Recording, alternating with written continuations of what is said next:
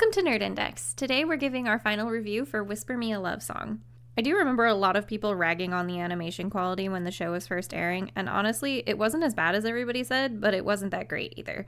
I'd say it was fairly standard low-budget animation, but obviously not every show can be a high-budget, high-effort production.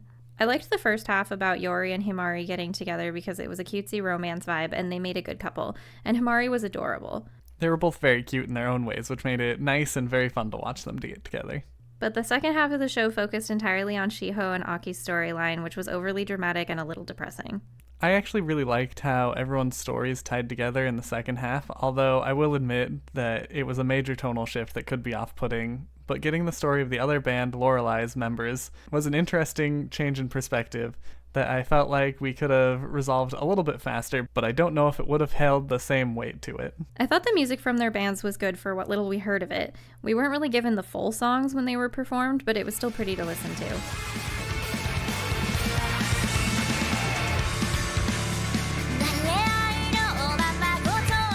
The songs are all good, and I will probably try and listen to them again, especially if there's full versions available.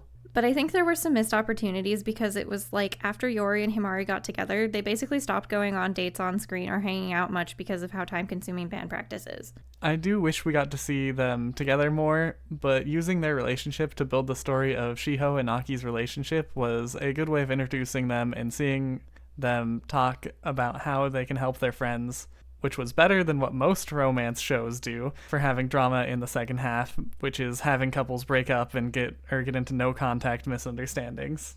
And Yuri is such a huge cat person, and Himari has a cat that she could have used as an excuse to invite her over to meet him, and so I'll just have to imagine the cuteness of that kind of a scene for myself and what could have been. Yeah, I too am a little sad that scene never got to happen.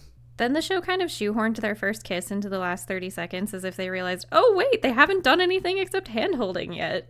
I thought it was a good, solid ending to the show to wrap up the storyline. I think this was a fairly average high school romance show that could have used a little bit more personality to distinguish itself. So this was a 6 out of 10 for me because I was generally bored and considered dropping it like 2 times. I don't know, maybe I'm just a sucker for some cute Yuri band romance, and I didn't lose interest in the second half, but I would give it probably closer to an 8 out of 10.